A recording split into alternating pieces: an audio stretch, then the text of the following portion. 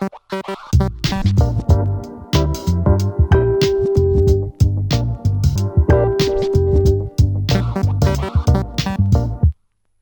on bikes have been fighting for space in American cities for decades, and it's been slow going. At one point, in New York, bikes were literally banned from Fifth Avenue. As a display of power and a gesture of exuberance, cyclists in hundreds of cities started critical mass rides to take back street space from cars. Among its fans, LeBron James.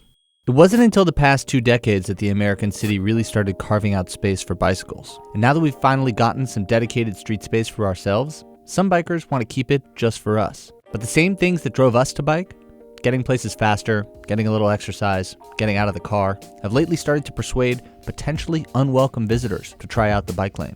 What's more, the creation of these new car-free zones has lured in all kinds of street users who had previously been stuck on the sidewalk. Vendors wheeling heavy carts, construction workers with supplies, senior citizens with groceries. Bike lanes, in other words, seem to have induced demand for more multi-use street space. Bikers aren't happy about it. But this isn't going away, and cyclists shouldn't lose their minds over it. It's a reminder of 2 things. First, 35% of car trips are 2 miles or less. And given the opportunity, people will happily use other modes. Silicon Valley is onto it. VCs have valued shared scooter company Bird at more than $1 billion, and Uber and Lyft have both purchased bike-sharing companies. Second, most public space in American cities belongs to cars. In New York, at least, many sidewalks used to be wider.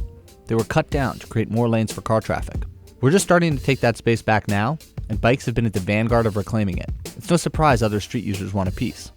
The Dutch, of course, have figured this out. They have streets with no curbs, wooners, or living streets. For now, bikes are the thin end of a wedge opening up space for anyone who's moving too fast for the sidewalk. There's an old biking slogan that applies: share the road.